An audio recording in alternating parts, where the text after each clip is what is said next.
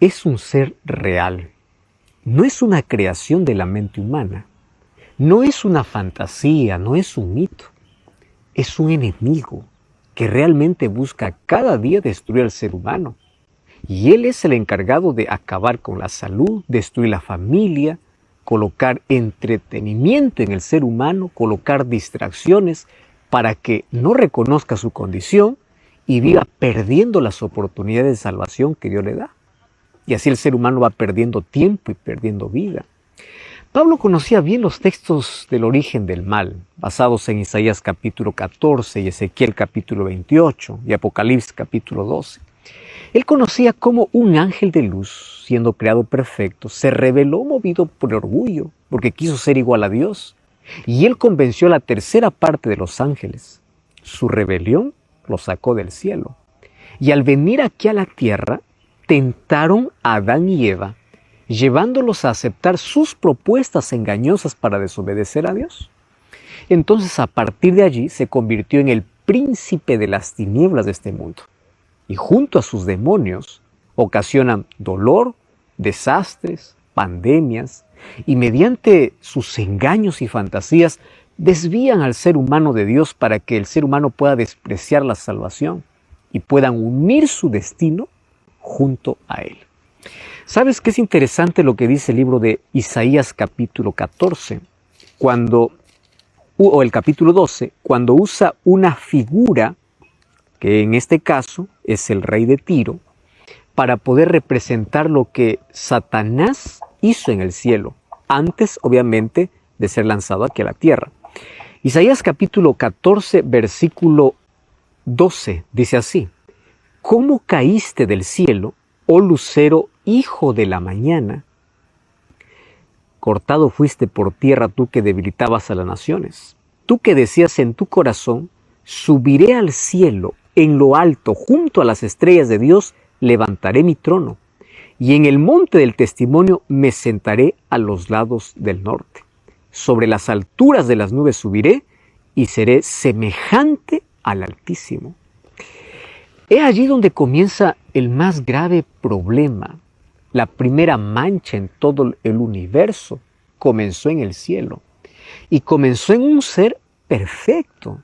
Dice que este era un querubín, el libro de Ezequiel capítulo 28, al hablar también acerca de este enemigo, dice que él era el querubín protector, aquel que tenía un puesto elevado incluso entre los ángeles. ¿Cómo apareció el pecado manchando a un ser perfecto? Es un misterio. Lo que sabemos es que la codicia, el orgullo, la envidia, los celos llenaron su corazón. ¿Y cuál fue su propuesta? Rebelarse contra Dios. Y esa es la definición de pecado. La rebelión contra Dios comienza cuando el ser humano se independiza de Dios. Satanás allí en el cielo, él no mató, no robó, no hizo otra cosa, sino que simplemente apartarse de Dios para dar la espalda a Dios. Ahí está el origen del pecado. Cuando el ser humano se aparta de Dios, se rebela contra Él. Entonces, así comenzó el pecado en el cielo. El libro de Apocalipsis capítulo 12, versículo 7 hasta el versículo 9, dice que hubo una grande batalla en el cielo. ¿Y quién luchaba? Luchaba Miguel y sus ángeles, haciendo referencia a Cristo. Mas no prevalecieron, hablando del enemigo, y fue arrojado a la tierra la serpiente antigua, aquel que se llama Diablo y Satanás. Fue arrojado a la tierra.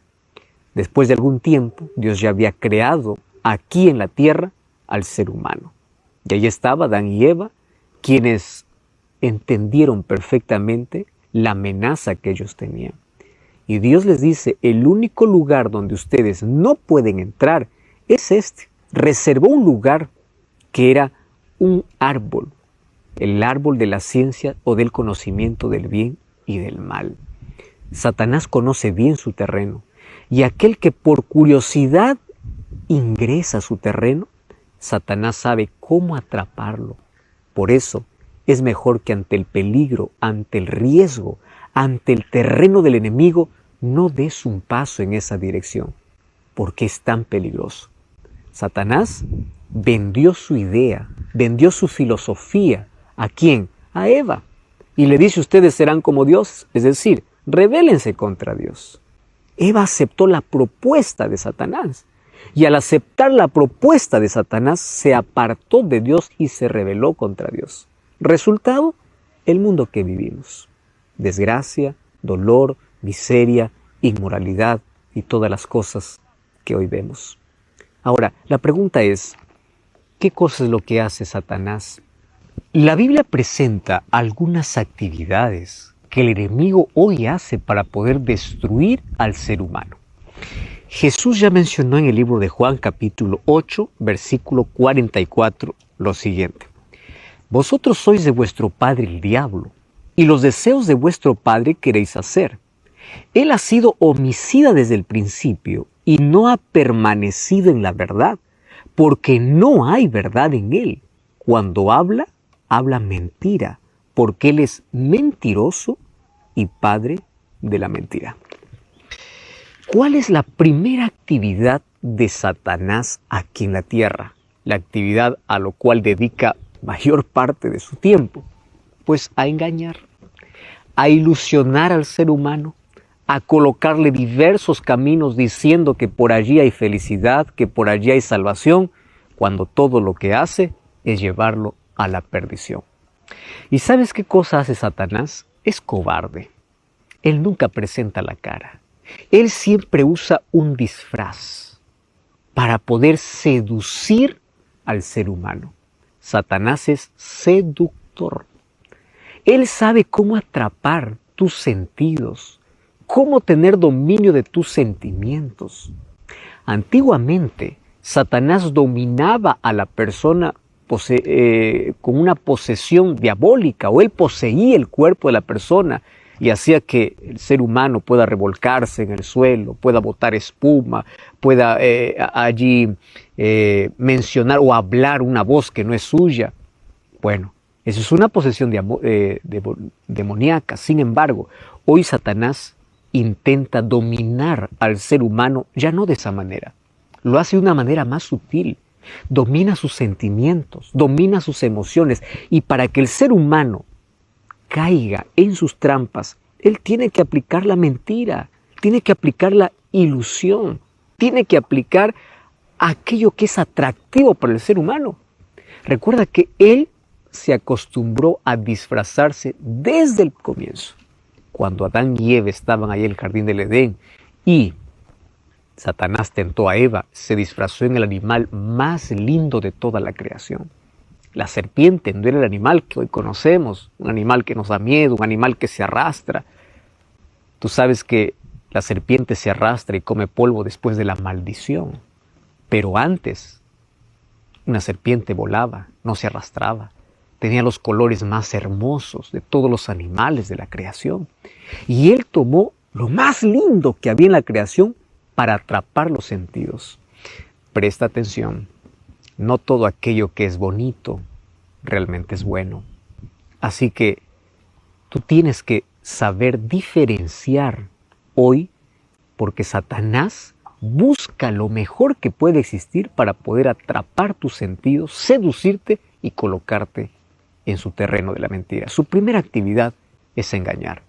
¿Y cómo es que él consigue que los seres humanos puedan allí estar atrapados en la mentira? Hay una manera: alejándolos de la verdad.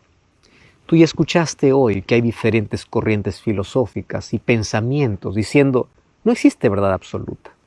El relativismo ha llevado a que las personas crean que cada uno puede formar su propia verdad.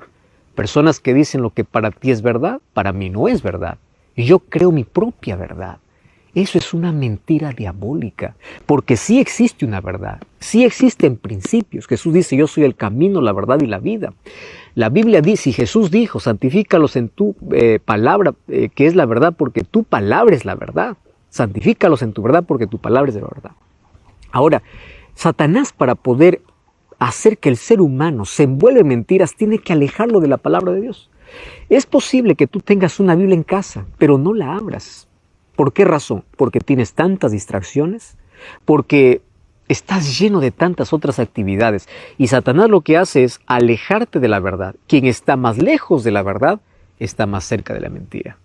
Por eso es que hay tantas personas, inclusive dentro del mundo religioso, que están atrapados en tradiciones lejos de la verdad, porque prefieren solamente escuchar lo que alguien dice antes que ir a la fuente misma de la verdad. Por favor, susténtate en la verdad. Si tú quieres estar lejos de la mentira, aférrate a la palabra, aférrate a la verdad, aférrate a Cristo, porque la primera actividad de Satanás es engañar. Otra manera como él engaña a los seres humanos es mezclando la verdad con mentira. Esto se llama sincretismo, donde uno puede mezclar una verdad y lo disfraza allí y lo coloca un poco de mentira. Hoy Satanás ha logrado un grande terreno en este mundo haciendo eso. Sabes que hay muchas personas que pueden conocer parte de la verdad, pero está contaminada. ¿Tú tomarías un vaso de agua que apenas tiene una gota de veneno? ¿Por qué no lo tomarías? Porque es suficiente una gota de veneno para poder contaminar todo el agua pura. Hoy, aquella verdad que es la palabra de Dios, muchos la usan para manipularla, para poder contaminarla con sus propios caprichos y sentimientos, con su propia interpretación, lejos de lo que la Biblia quiere decir. Número 2. ¿Qué cosa es lo que hace Satanás? Hablando acerca de que él es mentiroso. Satanás cita la Biblia de manera errónea. Fíjate, Mateo capítulo 4. ¿Recuerdas de la tentación en el desierto? Satanás se presentó y ante la primera tentación, Jesús, ¿qué cosa le dice? Escrito está. Y cuando Satanás sabe de que está delante de alguien que puede vencerlo con la palabra de Dios, ¿qué cosa es lo que hace? Pues Satanás también cita la Biblia. Mira el versículo 5, el diablo lo llevó a la santa ciudad, le puso sobre el pináculo del templo, estoy leyendo Mateo 4, 5, y el versículo 6 le dice, si eres hijo de Dios, échate abajo, porque escrito está, a sus ángeles mandará acerca de ti, y en sus manos te sostendrá para que no tropieces con tu pie en piedra. Qué interesante, ¿verdad? ¿Qué cosa es lo que hace el enemigo? Pues el enemigo lo que hace es incluso citar la palabra de Dios, sacarlo de un contexto y tergiversarlo. Esto es lo que hizo también con Eva allí en el jardín del Edén. Con que Dios os ha dicho que no comáis de ningún árbol, de ningún fruto de ningún árbol, él estaba tergiversando la palabra de Dios. Y el texto que está citando Satanás aquí en Mateo capítulo 4 es un texto que está registrado en el libro de Salmos. Más aquí, Satanás está llevándolo a una interpretación totalmente diferente. Eso es lo que hace Satanás. Usa a muchos, incluso grandes maestros o grandes predicadores que hoy pueden levantarse, tomando la palabra de Dios, pero haciéndola decir lo que ella nunca dijo. Satanás también sí.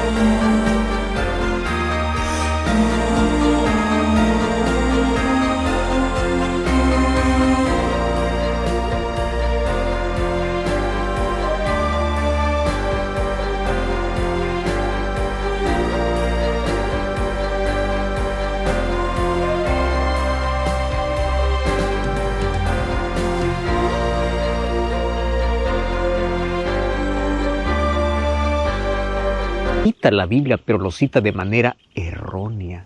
Por eso, para que no te dejes convencer por todos aquellos que toman la palabra de Dios, abre la Biblia, lee la Biblia. Recuerda, mientras más cerca de la verdad, más lejos de la mentira. ¿Qué otra actividad realiza Satanás? La otra actividad es que él acusa falsamente. El libro de Apocalipsis capítulo 12, versículo 10, dice que en el cielo hubo una grande alegría cuando fue echado Satanás, porque él es el grande acusador. ¿Sabes? Satanás hace lo siguiente. Primero, te coloca una trampa, te seduce, te lleva allí. Cuando has caído, comienza a acusarte y te está diciendo, tú ya no mereces perdón. Ya caíste, ya pisaste fondo, ya estás destruido, Dios no te perdona, aquí acabó todo. Cuando tú escuches aquella voz en tu mente, recuerda que Satanás, él es el grande acusador. Hoy incluso levanta seres humanos. Hay tantas personas que son dominadas por Satanás, que tienen ese espíritu de acusar y de apuntar siempre a los demás. Y señalan los errores de los demás y los avergüenzan públicamente. ¿Sabes cómo se trata un error de alguien que esté equivocado? Con amor, con oración. Y si tienes algo que corregir, hazlo de manera privada. Esa es la manera como Jesucristo nos enseñó. Pero si tú te levantas con el dedo acusador, apuntando, señalando a los demás, creyendo que tú eres superior, creyendo que tú eres llamado para condenar a todo aquel que peca, ten mucho cuidado, porque el acusador verdadero es Satanás y puede ser que tú estés siendo un instrumento de él. Esa es otra actividad que hace Satanás, acusar. Finalmente, aquí tiene otras actividades. Primera de Pedro capítulo 5, versículo 8, dice así: vuestro adversario el diablo anda como león rugiente buscando a quien devorar. ¿Qué actividad es esta? Satanás coloca trampas y él está buscando a quien devorar. Pero aquí te voy a decir una cosa interesante. Para devorar, primero tiene que alejar al ser humano de Dios. Si tú te aferras a Dios, Él nunca te podrá devorar. Por eso, si alguien que es devorado por Satanás, primero ha sido alejado de Dios. Nunca te sueltes del brazo poderoso de Dios. Él es especialista en colocar trampas seductoras en la vida. Hay otra actividad que él hace. Satanás siempre hizo y hace guerra a los hijos de Dios. Los amenaza y los persigue. Cuando nosotros vamos a la historia, vamos a descubrir que durante muchos siglos el pueblo fiel a la palabra de Dios fue perseguido. Miles dieron su propia vida por causa de su fe. ¿Te das cuenta? Satanás siempre persigue. ¿Pero tú crees que su persecución acabó? No. Él hoy continúa persiguiendo a aquellos que son fieles hijos de Dios. Continúa amenazando a los hijos de Dios. ¿Cómo los amenaza? ¿Ya viste que tantas personas luchan por tener un sábado libre, por ser fieles a Dios? ¿Cuál es la amenaza? Si tú no haces lo que la empresa dice, vas a perder tu trabajo. Satanás continúa amenazando. Satanás continúa persiguiendo, porque es otra actividad que él hace aquí en la tierra. Claro que realiza más actividades. Él hace falsos milagros. Mira lo que dice el libro de 2 de Corintios, capítulo 11. Allí el versículo 14. 2 de Corintios, capítulo 11, versículo 14 dice: y no es de maravilla, porque el mismo Satanás se disfraza como ángel de luz. No creas que todo milagro viene del cielo. No. Hay muchos milagros que son realizados por Satanás para poder engañar. Entonces, ¿recuerdas tú lo que dice Jesús en Mateo 7:21? Muchos me dirán en aquel día: en tu nombre sacamos fuera demonios, en tu nombre hicimos milagros. Pero yo les diré: no os conozco. No todo milagro viene del cielo. Si hay un milagro que aparece y está en contradicción con la palabra de Dios, crea la palabra de Dios y no al milagro, porque no todo milagro viene de Dios. Hay tantas personas que dicen: pastor, pero yo he visto, yo he sentido, yo escuché. ¿A quién prefieres creer? ¿A Dios o a alguien que probablemente vivió un asunto sobrenatural? Recuerda que Satanás se puede disfrazar hasta como ángel de luz. Otra cosa que hace Satanás es que puede personificar a un ser humano muerto, porque él es el autor de la inmortalidad.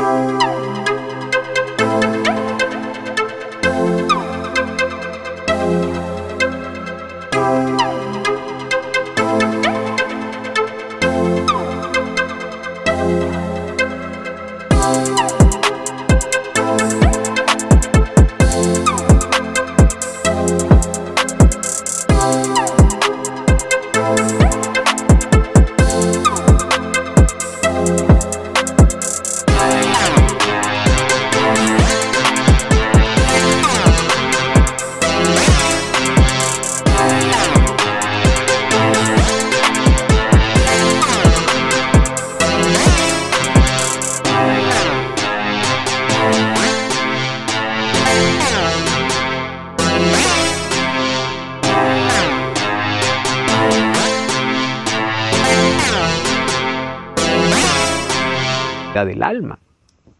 Primera de Samuel capítulo 28 dice que un día Saúl fue a la pitonisa de Endor, a una adivina, para decirle, hazme venir a Samuel. Pero resulta que Samuel ya había muerto. Y esta pitonisa le dice, está bien, aquí viene Samuel. No era Samuel, era Satanás disfrazado. Ahora, ¿sabes una cosa? Lo que hace Satanás. Satanás, para hacerte creer en la inmortalidad del alma, para hacerte creer que existe espíritus, que existe un alma deambulando, que tú puedes comunicarte con un ser que ya falleció, para que pueda promover el encuentro espiritista. ¿Sabes qué cosa es lo que hace? Se puede disfrazar. Hay tantas personas que cuentan historias. Yo escuché la voz de fulano de tal que ya murió. Yo pude ver a una persona que ya falleció. Ten mucho cuidado, porque los demonios personifican. Finalmente, él provoca enfermedades, calamidades, tragedias, para que el ser humano culpe a Dios. En Job capítulo 2, versículo 7, dice que él provocó las enfermedades, la enfermedad para Job. Entonces, cuando tú culpas a Dios, Dios es el culpable de todo lo que me está pasando, Satanás aplaude. ¿Por qué? Porque está creando duda en tu corazón.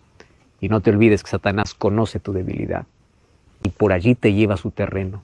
Por eso, todo aquello que te está llevando al territorio de Satanás, corta, evita, porque él hace un trabajo sigiloso. No caigas en aquellas trampas.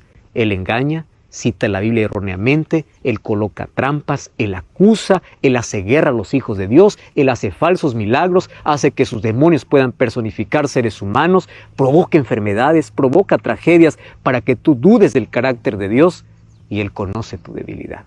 Por eso, en esta lucha, está buscando a quién devorar. Hay muchos que subestiman al enemigo, otros en cambio lo sobrevaloran. Algunos tienen mucho miedo porque olvidan de que tienen un Dios omnipotente. Y como dice Pablo, si Él es con nosotros, ¿quién contra nosotros? Sin embargo, quiero que recuerdes que estamos luchando contra un enemigo vencido. Cristo lo derrotó en la cruz. Él está vencido, aunque aún no está destruido, pero en breve será destruido completamente, como dice Romanos 16:20. Romanos 16:20 dice, y el mismo Dios de paz aplastará en breve a Satanás bajo vuestros pies, y hasta que ese día llegue, luchamos y avanzamos por fe. Satanás tiene dos armas con las que destruye al ser humano desde el principio: la incredulidad y la duda. Mediante la duda, lleva al ser humano a desconfiar de la palabra de Dios. Y así provoca sufrimiento en el ser humano para que el ser humano dude del amor de Dios. Siempre intentó desfigurar el carácter de Dios. Además, Él consigue entrar a nuestra vida mediante nuestros sentidos, que son las avenidas del alma. Por eso Salomón decía en Proverbios 24:23, sobre todas las cosas guardadas, guarda tu corazón. Es decir, cierra la puerta para todo aquello que puede perjudicar tu vida y tu relación con Dios. Hoy quiero mostrarte que existen 7 cosas por el cual el enemigo de Dios consigue su victoria en el ser humano. Pero si tú no le permites, Él no podrá dominarte. No te olvides que luchamos contra un enemigo que ya está vencido. Si nos aferramos a Cristo, Él siempre nos dará la victoria. Sin embargo, cuidado, hay 7 cosas con las cuales Él siempre vence y consigue un espacio dentro del corazón humano. Ahora quiero mostrarte esas 7 cosas. Aquí va la primera de las 7 cosas. Número 1, seducción. Tú sabes que el diablo usa la fascinación, usa el encanto, usa la atracción. Y ya te mencioné que él siempre se esconde detrás de lo más lindo. Él es el mayor seductor. Él capta nuestra atención y él coloca su veneno mortal detrás de las cosas aparentemente inofensivas.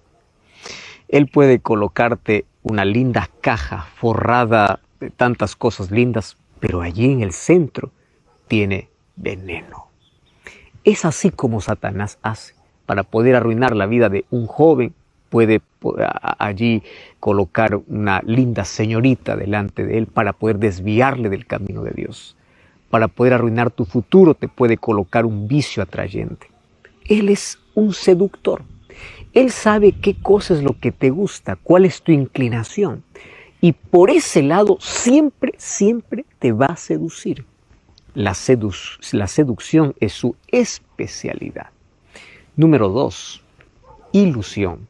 Si la primera es seducción, la segunda es ilusión. Es donde el ser humano pierde la noción de la realidad, de lo que es verdadero, y comienza a correr tras el vapor de la vida, intentando atrapar un poco de felicidad sin darse cuenta que no es nada más que ilusión. Tú ya viste todas las propuestas que en este mundo aparecen para que el ser humano pueda ser feliz. Aquellas propuestas donde te dice puedes encontrar la felicidad sin Dios son las propuestas más peligrosas. ¿Por qué razón? Porque es una ilusión. El libro de Eclesiastés fue escrito por Salomón en la parte final de su vida. Y es interesante que a partir del primer versículo, él comienza a alertarnos de una situación interesante. Allí en el versículo 2 dice, vanidad de vanidades, dijo el predicador, todo es vanidad. Y él comienza a enumerar unas cosas que atraen al ser humano. Fama, riqueza, poder, trabajo, ilusión, todas esas cosas. Y después termina diciendo, pero todo esto es vanidad. Y claro, tú puedes construir un imperio en la vida. Sin Dios un día va a quedar en la historia. Se va a quebrar, se va a caer. Las cosas que tú consigues en la vida, que tú construyes con tu propio esfuerzo, pero sin Dios, se acaba, se destruye. Mira, la palabra vanidad aquí puede traducirse como vapor. Tú conoces el vapor. Una olla está hirviendo, tú abres la tapa y sale el vapor. El vapor es algo que tú puedes ver, pero no lo puedes tomar. Si tú dices, yo voy a coger un poco de vapor en mis manos, va a ser una ilusión. ¿Qué cosa va a suceder? Vas a abrir las manos, vas a atrapar el vapor y cuando abre la mano, no hay nada. Es así la persona que busca felicidad sin Dios, que busca esperanza sin Dios, que busca paz sin Dios. Simplemente es una ilusión. Corre detrás de aquello que es pasajero, corre detrás de aquello que se acaba, corre detrás de aquello que cuando parece que lo alcanzó, se convierte como la arena entre los dedos, que se desvanece, que se acaba, que se derrama, que se destruye. Mucho cuidado. Satanás siempre ha colocado diversas ilusiones en el ser humano, espejismos en la vida, para que tú puedas correr detrás de ello pensando que es la verdadera felicidad, cuando en la realidad no lo es. ¿Recuerdas la historia de la mujer samaritana narrada en Juan capítulo 4? Una mujer que intentó toda su vida ser feliz pensando que los relacionamientos le harían feliz. Se casó 5 veces o 5 maridos tuvo. Y cada vez que fracasaba pensaba lo siguiente, la próxima seré feliz. La próxima seré feliz. Y cuando ella fue a sacar agua del pozo, ese balde vacío representaba su vida vacía. Por eso Jesús le dice, mientras sigas bebiendo de esta agua tendrás sed. Mientras sigas intentando con tus propios esfuerzos, nunca podrás satisfacer el vacío del corazón. Por eso deja de eso y acepta el agua de vida. Mucho cuidado, que Satanás coloque espejismos e ilusión para desviarte de aquello que realmente es importante. Número 3, inducción. Recuerda, primero, seducción. Número 2, ilusión. Número 3, inducción. El ser humano deja de mirar a Cristo y comienza a ver a los demás. Y comienza a seguir lo que los otros hacen. Olvida de abrir la palabra de Dios. Comienza a aceptar todas las propuestas. Y sabes cuán difícil es nadar en contra de la corriente. Si tú realmente quieres servir a Dios y quieres seguir los principios establecidos por la palabra de Dios, a veces tienes que andar en la dirección contraria, porque este mundo está programado para desobedecer a Dios. Y cada vez aparecen nuevas propuestas tan extrañas. Extrañas propuestas que aquellos que no se someten a esas propuestas son vistas con desprecio. Satanás te induce a través de personas cercanas a ti y te induce para apartarte de Dios, para aceptar las cosas que tú consideras que es malo. Sin embargo, Satanás es tan astuto. Puede usar familiares, amigos cercanos, para inducirte a separarte del camino correcto. Y sabes que él tiene una estrategia que no falla. Siempre coloca allí, en la mente de las personas, para poder inducirte, 3 cosas, que son 3 frases. Y esas 3 frases pueden arruinar tu vida. Número 1, solo un poquito. Todos los vicios comenzaron con apenas un poquito. Aquel que ahora no puede vencer el vicio del alcohol comenzó con un poquito. Aquel que no puede vencer la pornografía comenzó por un poquito. Aquel que se colocó en el terreno de Satanás, en el cual se siente preso y no puede salir, comenzó con un poquito. Por eso no juegues. Segunda frase, solo una vez. Solo una vez es suficiente como para que tú puedas quedar encantado y fascinado. Tercera frase, nadie nos ve. Solo un poquito, solo una vez, nadie nos ve. Estrategia diabólica. A través de esas frases ha llevado a miles de personas a probar lo que no deberían, a entrar en un terreno peligroso. Y cuando estuvieron adentro, qué difícil les fue salir. Sin embargo, hay poder para salir de la esclavitud del pecado. Y ese poder nos ofrece Cristo. ¿Quieres saber cuál es la cuarta? La cuarta se llama negociación. Esto es interesante. Cuando el ser humano se resiste ante la presión de los demás, él quiere ser fiel a Dios, fiel a los principios, fiel a la palabra de Dios, entonces el diablo comienza a negociar. Negociación. Satanás siempre quiere verte de su lado. Como no consigue ni animarte ni forzarte, aún con las amenazas, aún con la presión del grupo, él comienza una negociación. ¿Y cuál es la negociación? Dame un pequeño espacio en tu vida. Está bien, tú no quieres probar, está bien, pero dame algo pequeño. ¿Recuerdas cuando Moisés fue a Faraón y le dijo, deja que el pueblo de Dios salga a servir allá, a adorar a Dios en el desierto? Faraón le hizo una propuesta, le dijo, está bien, que vayan pero que se queden sus animales, que vayan pero solo por unos días, que vayan pero que se queden los jóvenes, que vayan pero que se quede algo. Esta es la propuesta de Satanás. Puedes ir a servir a Dios, pero algo, déjame algo por el cual yo pueda volver. Alguna cosa, aunque sea pequeña, aunque sea insignificante, pero algo. Y la respuesta de Moisés fue, si salimos, salimos con todo y no quedará ni una pezuña. Es la respuesta que nosotros tenemos que dar. Recuerdo la historia de una familia que estaba buscando una casa donde vivir. Y ahí entre los avisos se encontró que en plena plaza de la ciudad había una casa muy barata. Esto parecía un remate. Fue allí para hablar con el dueño y le dice, justamente, yo estoy vendiendo esta casa a un precio muy cómodo y si usted está interesado podemos hacer negocio. Cuando fueron a firmar el documento, le dice, mire, solamente hay una condición.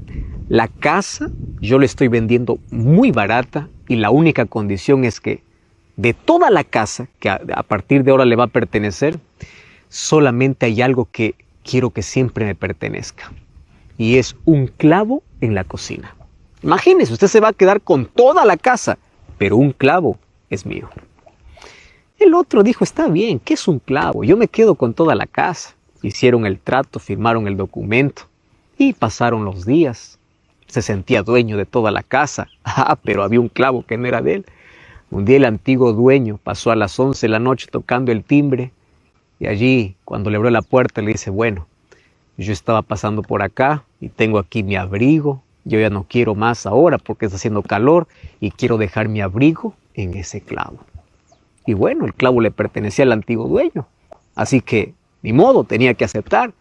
Luego recogió aquel abrigo, después pasó unas semanas y después de algunas semanas nuevamente volvió con una salchicha enorme y le dice, ahora estoy regresando a casa, pero primero voy a hacer otras cosas y voy a dejar esto allí en mi clavo, en aquello que me pertenece.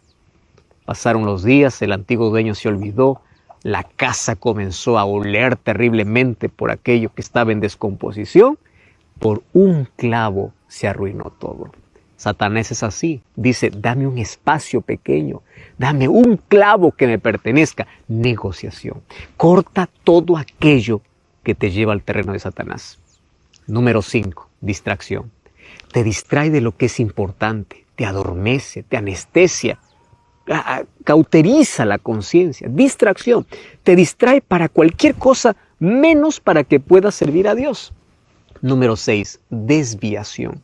Te desvía del camino y te produce ceguera espiritual. Y sabes que finalmente el pecado endurece el corazón. Y cuando endurece el corazón se produce la insensibilidad, donde el ser humano no puede escuchar más la voz de Dios porque se acostumbra al pecado. Y eso es peligroso. Finalmente, la número 7 es la rebelión. Rebelión en contra de Dios. La separación total. ¿Y sabes qué ocurre allí? Al momento de separarte de Dios, te colocaste en el terreno del enemigo. Y ese es un terreno de muerte lenta. ¿Por qué?